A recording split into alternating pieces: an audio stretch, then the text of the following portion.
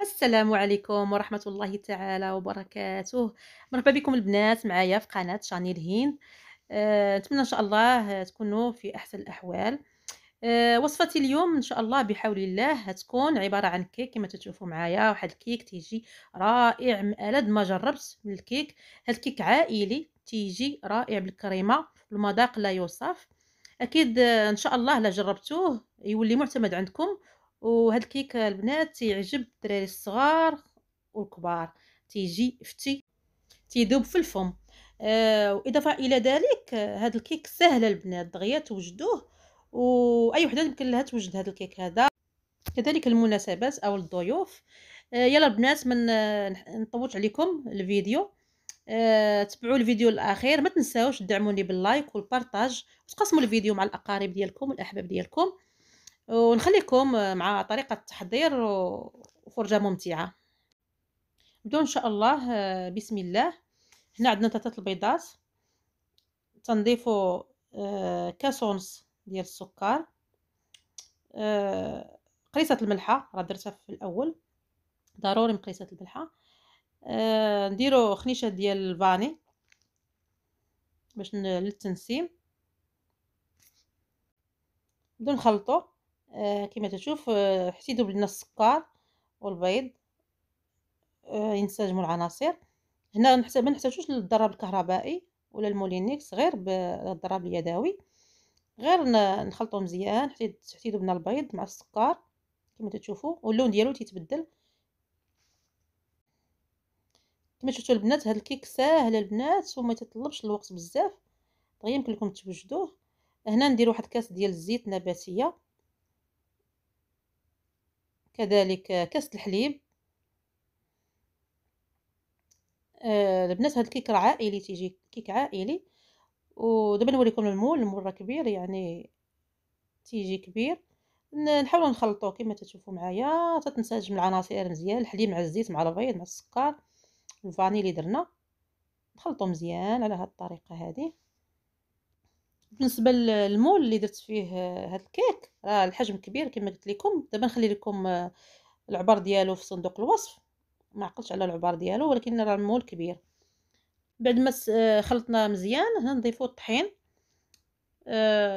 عندنا هنا 3 الكيسان، غنضيف 3 الكيسان ديال الطحين و3 المعالق كبار ديال الكاكاو، سواء بغيتو ديروا كاكاو المر او الاخر العادي. انا درت غير العادي ما درتش المر حيت الوليدات ما تيبغوش داك الكاكاو المر. المهم درنا هنايا خميره الحلويات ديال 15 غرام صافي، ونحاولوا نغربلوهم مزيان باش ميبقاوش دوك الحبيبات. انا هنا هزت لي 3 الكيسان ديال الطحين، نضيفو بشويه بشويه ونخلطوا العناصر كامله مع داك الكاكاو. بالنسبه للطحين يقدر يهز لكم اكثر من انا هزت لي 300 غرام، يعني 3 كيسان ديال العنبه. يمكن يهز لكم مثلا 3 كيسان وربع، 3 كيسان ونص، على حسب حجم ديال البيض وكذلك نوعيه ديال الطحين. المهم نستمروا هكا نغربلو مزيان الطحين مع خميره الحلويات مع الكاكاو، ما نخليوش دوك الحبيبات كما تشوفوا صافي، ونخلطوا العناصر مزيان. نستمروا في الخلط كما تشوفوا معايا حتى يندمجوا العناصر كاملين. البنات هاد الكيك تيجي خفيف وما نقولش لكم تيجي زوين، غير جربوه ان شاء الله ويعجبكم. بالنسبه اللي بغيتو عندكم ضياف او شي مناسبه ولا هادي ديروه ساهل وتيجي زوين وبنين، يعني كلشي تيبغي كلشي تيعجبو. جربوها البنات ان شاء الله. كما تشوفوا حنا دابا حنا خلطنا العناصر كامله، تنحصلوا على هاد كما تشوفوا الخليط كي تيكون هكا، يعني ما تخشيش ثقيل بزاف ماشي خفيف. المهم الخليط ديال الكيك عادي. دابا صافي هذا هو اللي بغينا حنايا كما تشوفوا. هنا البنات راه شعلت الفران يسخن على درجه 180. كما تشوفوا المول دهنته بالزبده كما تشوفوا، ندهنو مزيان بالزبده، ما درتش طحين. انا عندي هذا المول ما تيلصقش، الا كان عندكم المول تيلصق يمكنكم ديروا شويه الطحين. انا درت غير الزبده وتنصبوا كما شفتوا الخليط ديال الكيك. نحاولوا نقادوه من بعد في المول. ضروري البنات تقادوا هذا الخليط هذا باش ما يجيش طالع من الوسط، يعني يجي كله متساوي. نحاولوا نسرحوا على الجوانب اللي ما وصلهمش الخليط ديال الكيك. على هذا الشكل هذا نقادوه مزيان البنات باش ما يجيش طالع من الوسط. صافي على هذا الشكل هذا.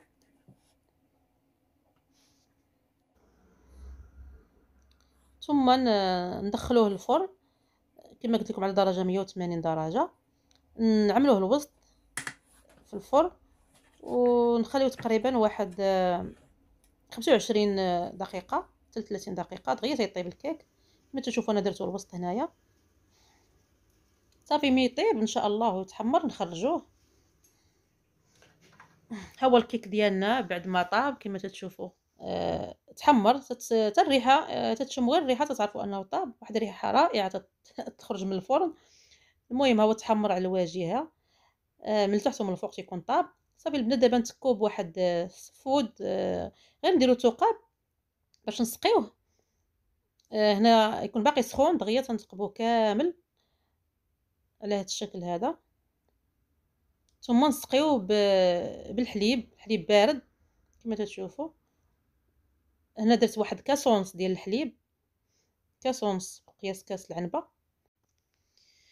كما تشوفوا البنات دغيا تيشرب الكيك مازال سخون. صافي نخليوه يبرد جانبا وندوزو نحضروا الطبقه الثانيه. هنا نوجدوا الكريمه اللي نديروا الطبقه الثانيه. عندي هنا كريم شونتي، هنا خديت السائله. يمكن لكم ديروا كريم شونتي بودر اللي تخلطوه مع الحليب. انا خديت هذه سائله، هذه دجا فيها السكر يعني واجده، غير تنطلعها هكا بالباتور. المهم تنطلعوا هذه الكريمه هذه مزيان. صافي ملي توجد لينا الكريمه على هذا الشكل هذا يكون الكيك ديالنا بارد، نتاكدوا انه برد باش ما يتخسرش لينا الكريمه. صافي ونحاولوا نسرحوا هذه الكريمه هذه على الوجه ديال الكيك. نحاولوا نفرقوها ونسرحوها مزيان يعني غير بشويه. قادوها تجي بشكل متساوي. نستمروا حتى نقادو الوجه ديال هاد الكيك هذا. الكريمه تكون مقاده. نحاولوها بشويه. انا كما شفتوني استعنت بالمعلقه، انا عاونتني دغيا قديت بها السطح ديال الكريمه. المهم تتكون مقاده. صافي البنات دابا نخليوها تبرد، نديروها في الثلاجه تشد راسها وندوزو نوجدو واحد الكريمه ديال الشوكولا اللي هي الطبقه الثالثه اللي تتجي رائعه. البنات هنا ندوزو نحضروا كريمه ديال الشوكولا اللي تتجي رائعه وبنينه. هنا ناخذ كاسرونه نديرو فيها 3 معالق كبار ديال السكر، ثم نضيفو 3 معالق ديال الكاكاو المر او العادي. ثم نضيفو معلقه كبيره ديال قهوه سريعه الذوبان، معلقه كبيره. ثم نضيف واحد معلقه كبيره ديال النشا، كما شفتوا معلقه كبيره يعني عامره ديال النشا. نضيفوا الحليب. تقريبا درت هنا واحد 2 كيسان ديال الحليب ديال قياس العنبه. هنا راه 2 كيسان. ثم نحركوا هاد العناصر كامله حتى تذوب باش ما يبقاش لينا حبيبات. داك النشا مع كاكاو وكلشي. المهم نخلطوا العناصر كما تشوفوا مزيان. من بعد نديروهم فوق النار على هذا الشكل هذا. المهم نبقاو نحركوا حتى نحصلوا على واحد الخليط اللي ثقيل شويه مع التحريك البنات باش ما يتحرقش لينا داك النشا. نستمروا في التحريك حتى نحصلوا على خليط او كريمه ثقيله شويه، دائما على نار مهيله كما شفتوا. صافي دابا تقريبا كما شفتوا راه الخليط اختار.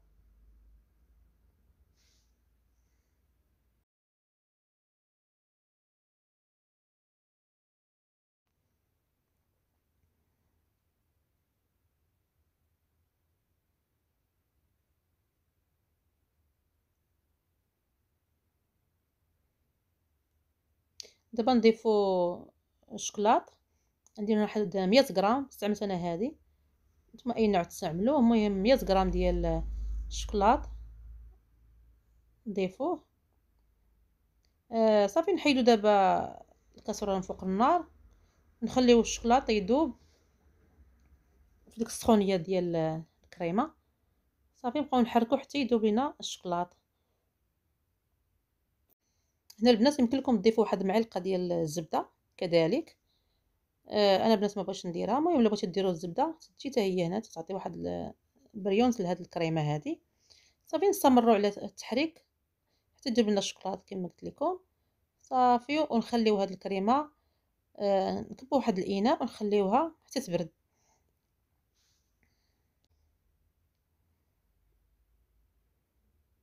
نحاولوا نغطيوها بواحد البلاستيك غذائي على الشكل هذا، ونهبطوا هذاك البلاستيك حتى الكريمه باش ما يدخلش الهواء، وتكون لنا واحد القشره باش ما تقصحش لينا الكريمه، ودير واحد القشره فوق منها. صافي البنات بعد ما بردات لينا الكريمه كما تتشوفوا نحاولوا نسرحوها فوق، يعني نديروا الطبقه الثالثه. البنات هنا الا بغيتوا تحاولوا تعاودوا تضربوها شويه هاد الكريمه باش تحل حيت تجمع شويه.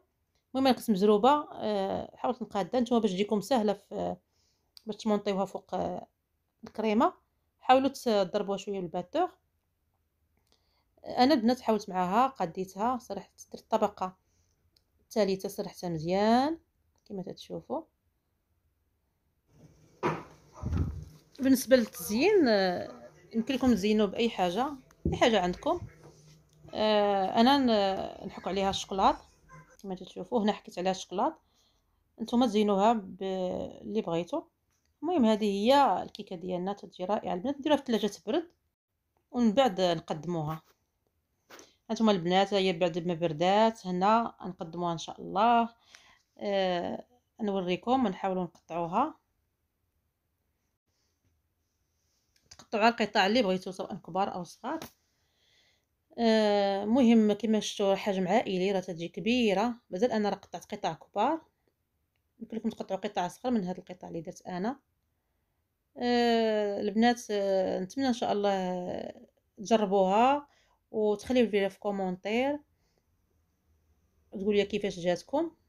انا نقطع معاكم ونوريكم وحده كيفاش تجي من الداخل. تجي البنات رائعه ورطبه. يا بسم الله، انا نجرب معاكم وحيده واحد القطعه وتشوفوا كيفاش تجي البنات رائعه ورطبه تذوب في الفم. انا نذوق ونرد عليكم الخبر دابا البنات.